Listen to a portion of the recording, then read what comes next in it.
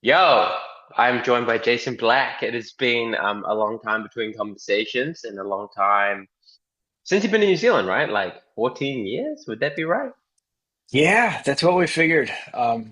When people when we started like thinking about this tour coming up and how long it had been. But yeah, it was the last time we were there was with the Souls in 2010, I think it was. So Oh, it has been forever.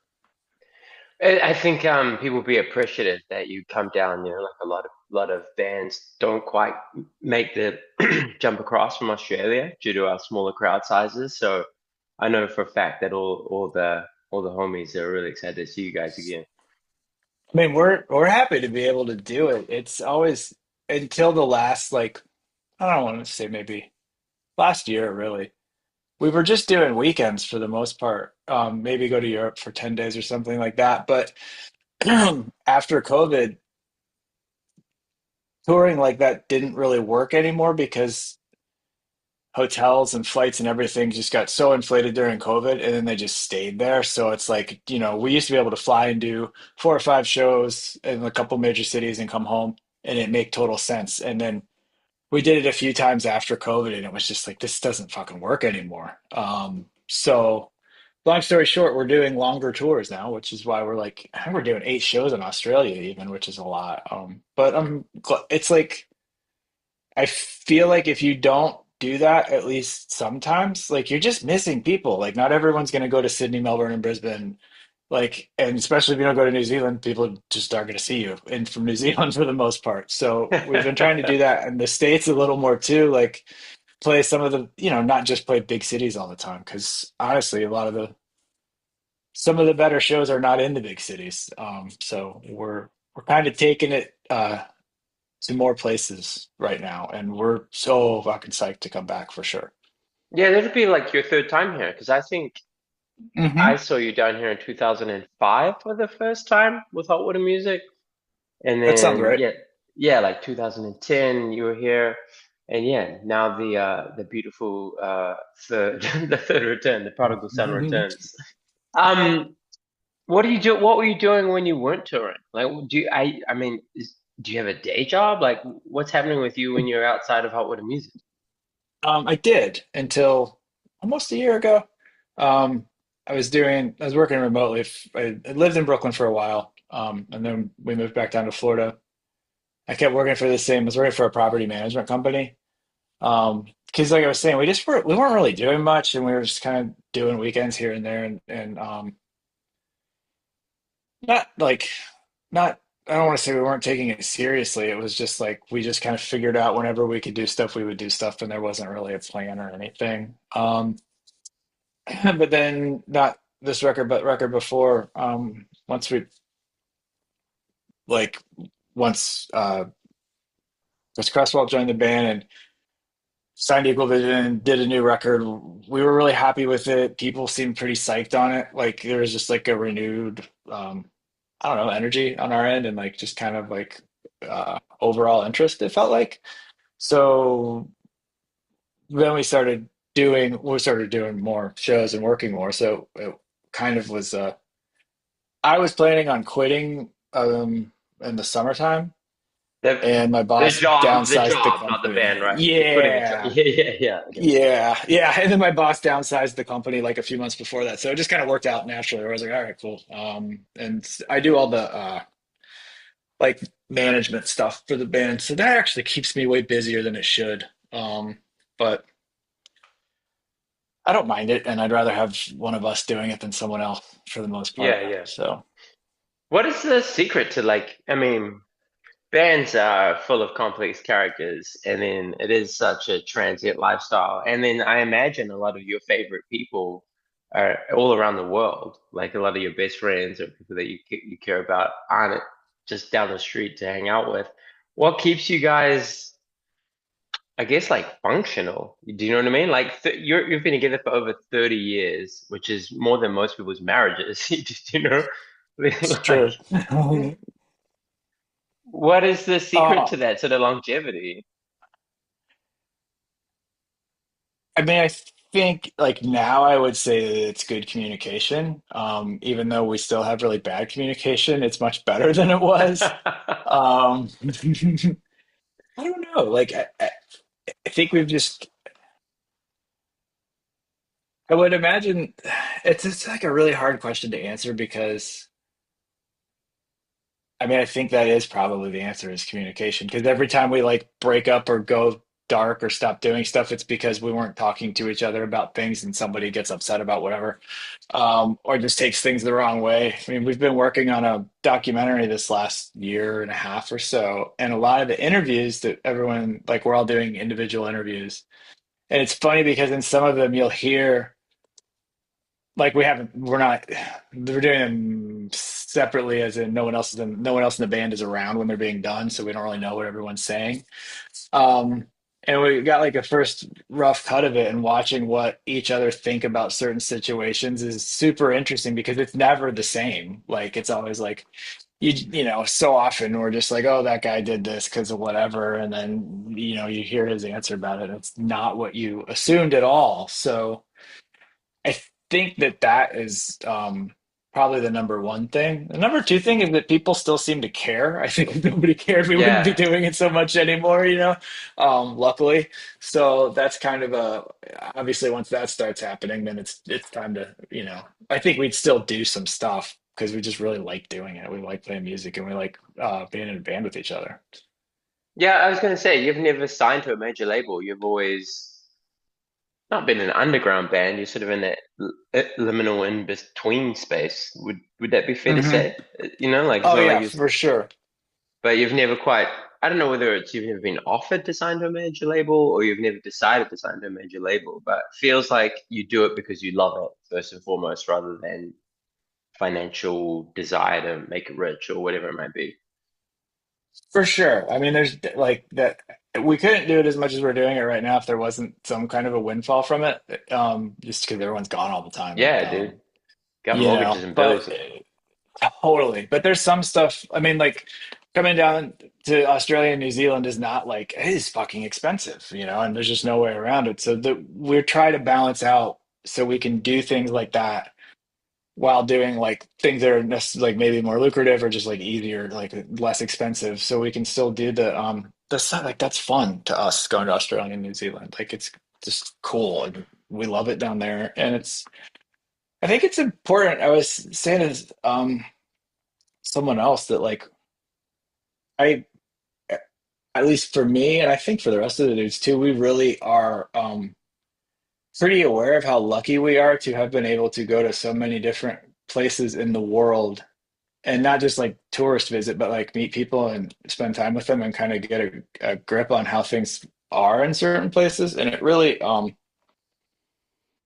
I feel like the world would be a better place if more people had those opportunities, I guess, would be Yeah. kind of like, I feel uh, like that about, I feel like that, I really agree with you on that, man. Like, I feel like, I mean, since I saw you last in 2005, like, everything has shifted so radically, like, yeah. politically, culturally, social media, has kind of brought us closer together on a superficial level, but torn us apart on a deeper level, as far as I can Hmm. tell. Like, it would be amazing if we could all just hang out in this one sort of global village and like Totally. put our differences aside. That's interesting that you sort of touch on that. Like, Florida is a politically conservative state, with Ron DeSantis and, Hmm. you know, big expatriate Latino community, as far as I'm aware, quite pro-Republican. How does that affect I suppose you said outside of it. I don't know. I'm making a presumption here, considering that you're in a Oh yeah, punk no, rock definitely. band. But yeah, that's just a good presumption. I know every once in a while you meet somebody and you're like, really? But no, we're all like, yeah, Yeah, because I'm with this. Yeah, yeah. it's like I feel like it got Florida really took it. I would say like in real numbers, Florida's probably still very close to split evenly down the middle between liberal and conservative. And I mean, I'm 49 now, and I moved here when I was 6. And growing up here, it still had that like Florida man freak vibe to it, but it wasn't like it wasn't like the conservative vibe at all. Like the town that I grew up in had a huge arts scene, like and like kind of like I guess like bougie arts, for lack of a better way to put it, like a really big classical music scene and a really big like fine arts museums and stuff like that, and a massive gay population, which is like going backwards into like the early 80s or through the 80s or whatever wasn't everywhere.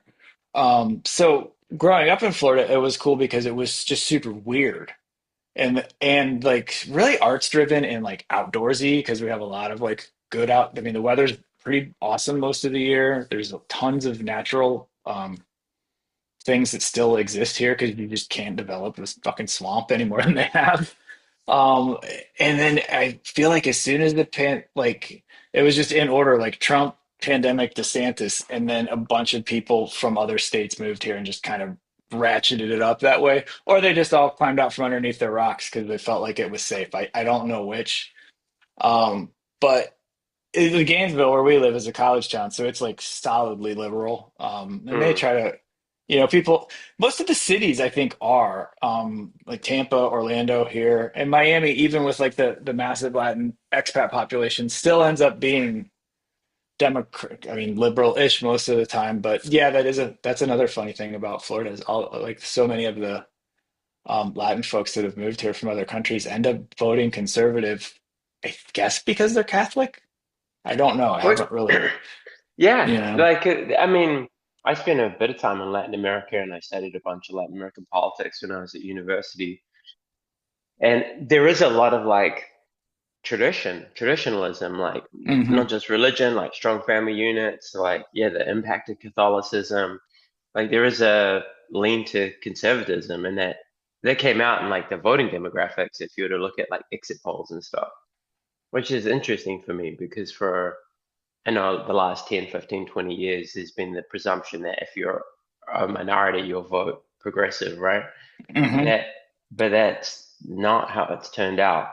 Does that I mean, does hot water music have a diverse fan base? You know, like No, thought wise? no, No, it's we all don't. just like it's all like democratic, like the super progressive It's shit. just a bunch of white dudes, pretty much. Yeah, right. It's got. There's definitely been more females at the shows lately. I've noticed, which is awesome, and I think like it just there's just not a ton of minorities at our shows. I don't know why. Other than that's just. I mean, I feel like that's a little bit of the kind of sandbox we play in with punk rock anyway, for the most Yeah. part. But like I said, there have been a lot more women, and I've started to notice some younger people finally coming out. A lot of that is because some of our fans had kids that are old enough to come to the shows and didn't get into it. But I have been definitely like I want to say the past 2 or 3 years, I've noticed a pretty big uptick in females at the shows, which has been awesome. Because it's like there's definitely a part of us that wishes we had a more diverse fan base, but I mean, I just don't know if that's ever gonna really happen with the kind of music we play in the sort of like world that we Yeah, there's the world that operate you live in, in. Yeah, I think Yeah. about this a lot. It's like you can't force people to do things or follow things or listen to things that No. you do you know what I mean? Like, Yeah. yeah, you can't mandate for that, I suppose. I was going to ask, do you have, you're creating you wrote your 10th record, Vows came out last year. You did a split as well, right? With Quicksand? Yeah. Yeah. Yeah. And are you getting new fans, like younger fans that are like just discovering you with your new releases? Or is it your tried and true people like coming through? I think it's still mostly the tried and true people. I mean, part of that is we don't do a ton of support tours, so we're not really out there. And we weren't able, like I was saying, that sort of only doing weekends. That's not really that much of an option. Um, it's I do feel like a lot of it is people that have been around the whole time. I mean, I think some of it is definitely new people discovering us because it feels like there's more people at the shows than there would have been before. So something has to, or maybe just everyone's psyched on the new stuff, and that could be it too. It's hard to tell, but I definitely don't feel like we're getting a ton of new people, but we are getting some. which is, and like we did a bunch of touring with Quicksand, which to us makes total sense, but I didn't realize until we were doing it that those dudes' crowd is like, I feel like a lot of their audience just like stopped listening to records in like 94 kind of, you know what I mean? Like it's Yeah, yeah. wild. Like, um, and so we got to play to a lot of new people, doing That's shows with cool. them, which was cool, and same for them. And I think it was like different enough that it was still like a cool, exciting bill. But yeah, it's I don't know how to. Every once in a while, I'll get super inspired to like, we need to get younger fans. How are we going to do this? And like try to, and then you just end up spending your whole day on social media, spinning your wheels for no reason, kind of. You know, there's just I feel like that there's not. It's a tricky thing being in a band now because there's just not as much. More of it is on you as far as Mm, you promotion. know, like yeah, I mean promoters will be like, hey, did you guys post about the show yet? I'm like, fucker, like I'm obviously not talking about Katie and Lucy, but like did you post about the show yet? Like you're taking 20 whatever your percentage of the door is, like I'm just supposed to show up and play, that's my job, like but Mm. it's not anymore. And that kind of goes across the board, so it can be pretty exhausting to try to do all of the things that the labels used to help with or take care of. How has that changed? Because I mean, you've been in music 30 years. How's it moved from labels Yeah. doing promotion and merch and you know uh, all the sort of behind the scenes stuff that you'd expect a label to do to 2025, where it sounds like you're having to do it all. What is your Yeah, big I mean, shift? Tell me about that shift. there's definitely like Equal Vision's done a great job and they're good, solid people. And I like them a lot. We've had a great experience with them. But then when I compare that to like Epitaph in the like around the turn of the century or whatever, early 2000s, and I don't know how Epitaph is now or any other label is now, but they, had two or three people in a radio department and then like two or three people in a tour marketing department. So there was, you know, I think I would assume that the structure issues with the labels came from streaming because the overall like, income, I don't know this because I don't know like for sure how labels are actually doing one way or the other, but I think that once they stopped selling so much physical product, there was just Mm, less money coming in. So there's probably less um money to pay to have a staff, and then also there's that whole aspect of it where the retail part of selling records is much smaller than it used to be. So there's not like you can't go do a bunch of in stores or yeah. do promotions where you're like on the end cap in a like a like a chain store or something like that. Like there was all those kind of, well, and even magazines like take a big ad out in alternative press or this, that, put ads on MTV2 or Fuse. Like all of these avenues have gone online, and now they're online and they shift so drastic so quickly from this one to this one to this one to this one that it's like kind of hard to. I feel like it's hard for anyone unless that's just all they're doing all day to really nail that kind of thing. And then Which on is top of bad for that, you, right? Like being on the internet all yeah, the time is like horribly mentally taxing. this last 2 weeks of my life, or 3 weeks of my life, I about fucking broke my phone just so I won't look at it anymore because I'm just like, what happened while I was asleep? Like, it sucks. Yeah, so that's kind of the rub too, because I have to go on there. I'm like, well, I got to make some posts about the tour, and then I'm on there. And I'm like, fuck, and then a half hour later, I'm like depressed and just like, ah, Jesus. So I do think that that's kind of the big difference is that people are there aren't all of those avenues. They've been consolidated into a few like social media platforms, and then even there, you don't ever. I don't think that you can ever really guarantee you're getting what you pay for if you take out an ad or something like that because as everyone's known, but now we're really starting to see like those, some of those platforms will really mess with the algorithm to their ends if they want to. So it's like I will notice after a while of just fucking not interacting with anything, I'll go on my feed and Instagram or whatever, and there'll be like the same five things over and over again because I didn't like a bunch of shit or whatever. I'm just like, what? Literally living in Black Mirror. Fuck this.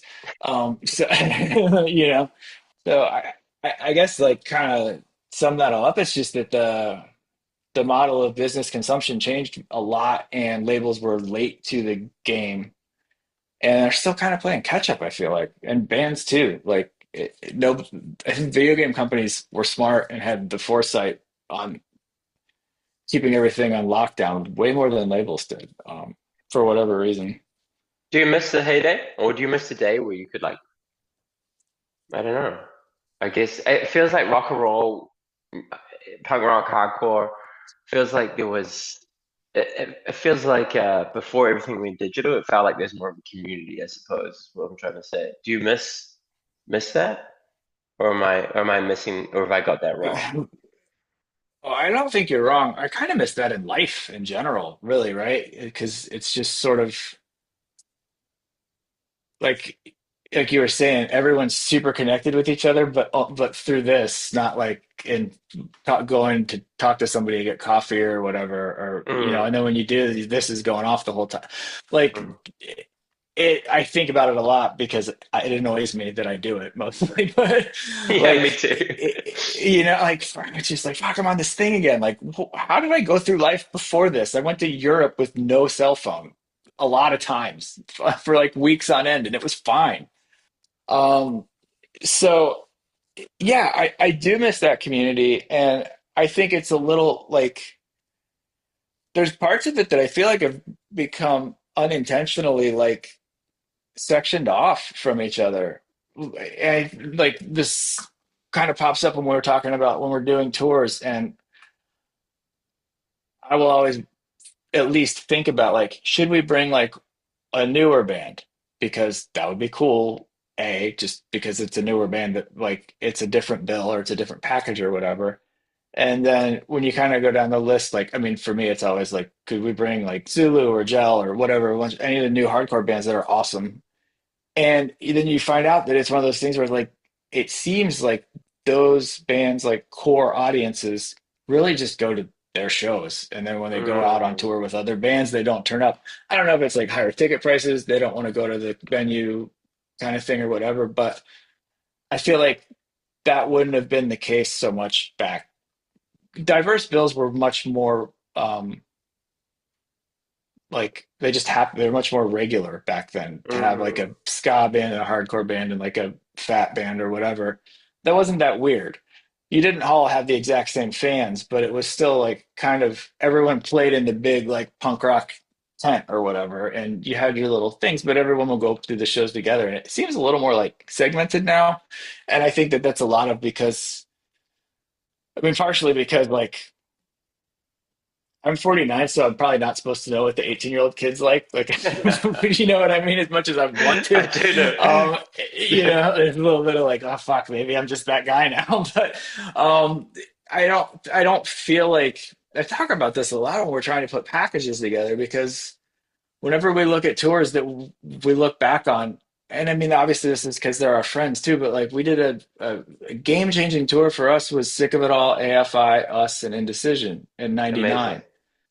Um, and that really helped us. We definitely got made fun of too on that tour, but we also got a lot of fans out of it. And we made friends for life with all those guys. And I mean, like, if you put a bill together like that these days, I feel like people's head kind of explode. They don't know what to, they want five Yeah, of the right. same type of band. And so, um, that's what I miss about it. I think I don't know if it's because I listen to so much different kinds of music or whatever. But yeah, I think that is what I miss the most about the heyday is that things that felt like there were less like imaginary guidelines, maybe, or something back Mm. then. It was a little more of a free for all. But that's also How's me sitting here now, hindsighting it. So who knows? that's what we do in our 40s, you know? It's true. There's a lot of like, when I was a kid. How's Luke Cola doing? Because I've seen he's got cancer. As far as I know, he's doing as well as can be expected. I think that he's finished up his final treatment.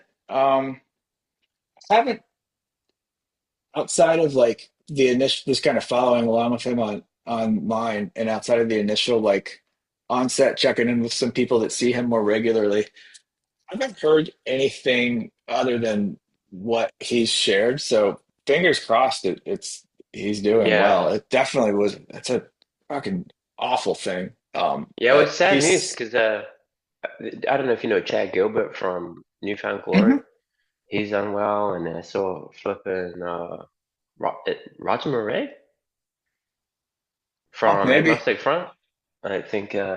I think he had cancer too. It like really made me reflect on my own mortality, seeing all these musical icons that I grew up idolizing. Like I don't know, unwell. Do you? I don't know. How do you find aging within a youth-centric scene? I'm like I, I try really hard to not age, not in like the weird psycho billionaire way, right? Like I try to. So one thing that's been But you're not helpful doing is that cryogenic freezing. You're not freezing yourself. no, What? fuck. I just am trying to exercise. um, I mean, I'd say it's harder for me as a person than it is harder for me in the scene. Because as a person, like the last year or so is the first year I really had to deal with. Like I busted my back up pretty good a couple of years ago, literally chasing my dogs around the house. And so now I have a herniated disc that like results in Oh, sciatica sometimes. Like sometimes I'll be, this whole last week I've just taken off from working out and everything because it's felt fucked up and I don't want to like fly 14 hours and get off and be like, ugh. Um, so like kind of to what you were saying, like thinking about my own mortality is not, I'm not good with it. I'm not at peace with it at all. Um, and as far as in the scene, I think the hardest thing is I feel like I have maybe a different perspective on it than some of the other dudes in the band, and not throwing shade at them. Like am not one to be like, well, I'm almost 50, so this is the problem. Like I'm kind of one that's like, well, I'm almost 50, but whatever. Keanu Reeves is like 65 and he's still doing John Wick movies. So there's like or I don't know how old he is, or like Danny Carey from Tool is still 60 something and he's still doing that. So I'm like, there's an avenue here for me to still do what I want to do. Maybe it's not at the level or at like the intensity, but there's no way I'm not, I won't accept the like, well, I'm just old. I've started to have to accept that I have some limitations here and there, but I'm not like I feel like that's a fucking excuse on a lot of levels. So, and I do think that since Cresswell joined the band, which has been like 7 years now, because he's 10 years younger than me, I think.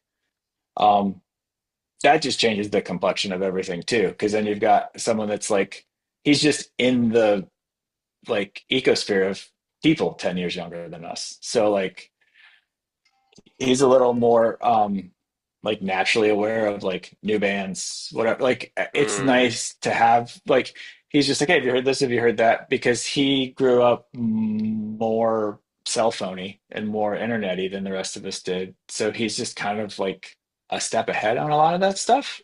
mm. Um, so I think that's helped honestly because I like can sort of lean on that a little bit to just be like, oh, maybe I'm not going to die this year or whatever. Have you mellowed with age? Because I definitely have. I think anger was my driving emotion through much of my teens, 20s, and perhaps even my early 30s. And part of that's because I had a really dysfunctional childhood, and then I don't know, but and then I drove that into like politics and like activism-y stuff, and then the hardcore scene was all part and parcel of that. But I've I don't know, I've personally spent a lot of time like seeing a therapist and reading books and like doing bits and pieces of meditation, and like I've become a more mellow, moderate person with it pretty much everything now. Is it the same as you personally, or Hot Music as a band, or are you still like burning bright? I think that like for me, it's that way on some levels and not on others. Like I guess it depends on situations, right? So I have like definitely been going to a therapist. That started during the pandemic because I was like, I just don't know how to fucking process any of this shit. Like, because I'm by nature kind of a catastrophizer. So Mm. like things are either totally fine or a worst case scenario for me. Like there's not really I start here, I'll go to worst case scenario, and then I'll kind of come back. Like once I process how it's not the end of the world, then I'm good. um, but I've that's been something that I've kind of always had happening. I mean, a big help. I do think I've mellowed out though. I mean, I've quit drinking 13 years ago now, 12 years ago now, quite a while ago. Which helped with a lot of things. For me, it helped me get healthier, like physically and mentally. It was just I've kind of always ever not always, but I've had anxiety. I mean, probably always had anxiety when I was drinking, and I really started to get tired of the like this hangover's lasting 2 days, and like I am freaking out the whole time. And why the fuck am I doing this? You know, but again, this is just for me. So I feel like all that has helped me mellow out a lot, and it definitely gives me a better ability to like understand and process what's happening around me. And I also am like happy to know that I don't have to worry about what maybe I said or did at any point in time anymore. Right? Like that was the worst for me. I had like so much like drinker's guilt or whatever the next day. I'm like, oh my God, because I fucking hate bumming people out. I hate doing something that like offends someone or upsets someone.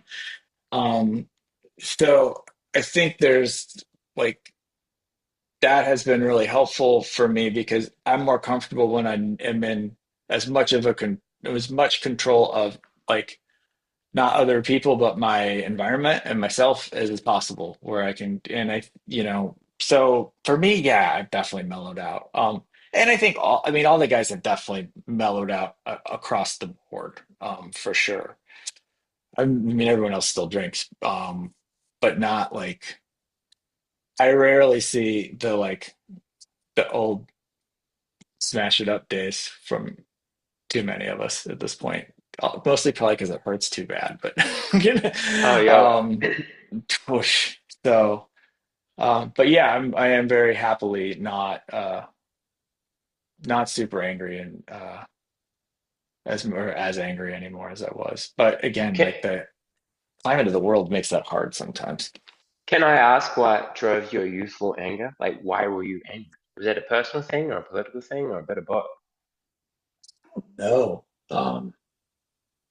I think it was definitely a personal thing. It wasn't for me. It wasn't as much of an activism-y thing or anything like that. I'm an only child, so that probably didn't help. And I have great relationships with my parents and have had, but definitely I did not grow up with much adversity. So like I'm still pretty poor at dealing with it. If it's not, unless it's like a problem, if it's a problem solving adversity, that's easy because I'm cool with that. I can figure like, okay, this is how, but when it's just like a situational adversity that's not going to end, I do not do well with that.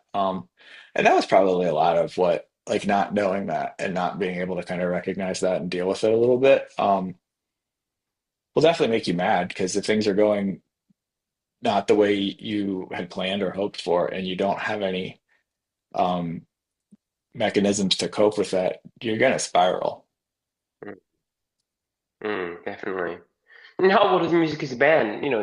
You're not like an explicitly political band like, I don't know, Earth Crisis or something, but you have got songs like Free Radio Gainesville, which Quicksand covered on your split, which is a Hmm. call to action and it's about rebellion and making cultural change. Like this whole world music band as a band, like still, I don't know, like flying a flag of change, or is it, or have you sort of matured and you've sort of gone a bit more introspective, do you think? And it's about like the personal journey and d- does that make sense? Yeah, I think for us that it's kind of that it would fall into that saying that like the personal and political are you can't really separate them, right? Like Okay. you just so um I mean, yeah, we did like that is one thing that when we started, we made a conscious decision to not be like overtly political, only for the sole reason that we had seen what happens to A, that wasn't just like it wasn't really our driving thing. We were just like into music more than that. But we also saw what had happened to folks that did that.